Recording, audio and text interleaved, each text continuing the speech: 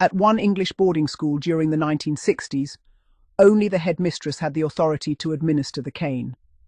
Every caning was formally entered into the school's punishment book, creating an official record of the most serious disciplinary cases. Looking back, however, those records give a misleading impression of how often corporal punishment was actually used. The headmistress's canings were relatively uncommon. In a school of around 800 boys, she probably caned no more than one pupil each day on average. The day-to-day discipline was carried out very differently. Other mistresses regularly used the gym slipper, and occasionally whatever implement happened to be close at hand. These punishments were almost never recorded officially. Boys in the lower forms could expect to receive the slipper with remarkable frequency, perhaps twice a week throughout their first 4 years at the school. Consequently, anyone relying solely on the punishment book would conclude that corporal punishment was relatively rare, when in reality many pupils experienced it as a routine part of school life. Looking beyond the punishment book. School punishment books are valuable historical documents, but they are not always the best source for understanding everyday discipline. School logbooks, kept by the headmistress to record significant daily events, sometimes provide a much fuller picture. Because they were intended as administrative records, rather than disciplinary registers, they occasionally include fascinating details that never appeared elsewhere. Researchers can spend weeks examining these books without finding anything remarkable, only to discover an entry that vividly illustrates attitudes of the period. One particularly striking entry reads, "In spite of warnings, the boys arrived at school wet as a result of snowball fights. The whole of Class 2 received 2 strokes on their buttocks, and Class 3 3 strokes. We managed by mid-afternoon to get all the clothing dry for them to go home." The wording raises several intriguing questions. Does strokes on their buttocks imply punishment over ordinary clothing? Or does it indicate that the punishment was administered on the bare buttocks, as was sometimes the case in certain schools? The reference to drying all the children's clothing suggests they remained without their wet garments for much of the school day, although the exact circumstances are impossible to determine from the brief entry alone. Such records remind us how much historical evidence leaves unanswered. Another logbook contains an equally curious entry. Following a complaint by 2 parents, 5 boys were given 3 unprotected strokes on the buttocks. The parents were satisfied. Interestingly, this punishment does not appear in the official punishment book. The phrase, "the parents were satisfied," is itself open to interpretation. Does it refer to the parents who complained, believing that discipline had not previously been strict enough? Or does it refer to the parents of the punished boys who accepted the school's response? Without further documentation, historians can only speculate. These examples demonstrate that official punishment books provide only a partial record of disciplinary practices in many schools. A former pupil's experience.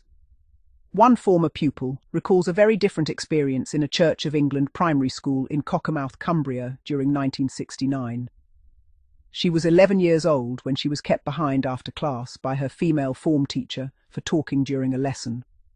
She recalls, "I was bent over her knee and smacked very hard on my skirt-covered bottom.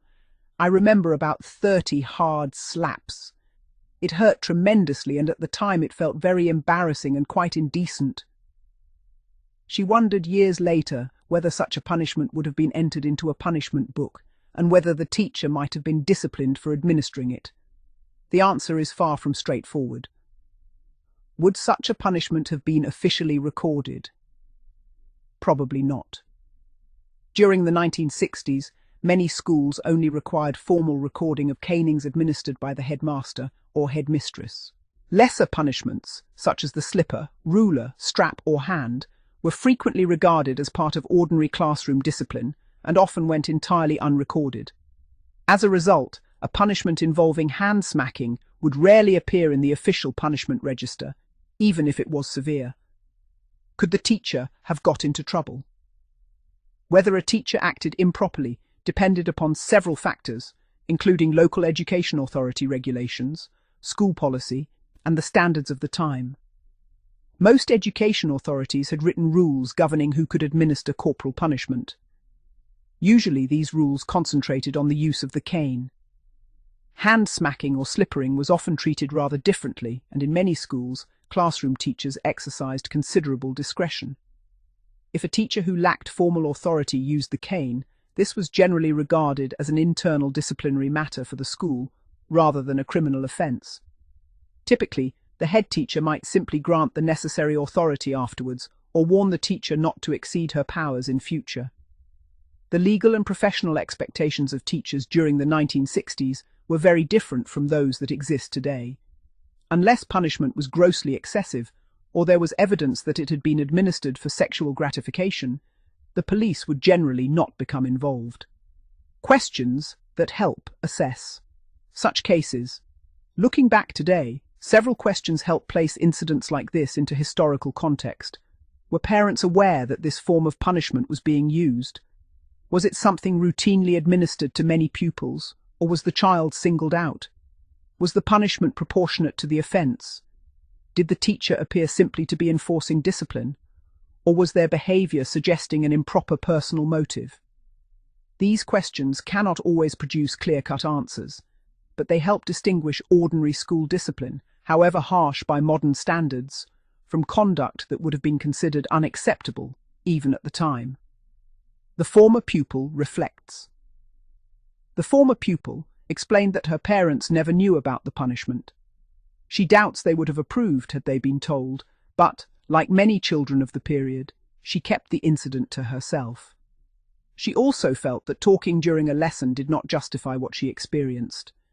The punishment consisted of approximately 30 very hard slaps, while she was held over the teacher's knee. She remembers, "My bottom was extremely red and sore afterwards. I couldn't sit down comfortably for quite a while. By the time I got home it was still very pink and hot, although luckily there wasn't any bruising."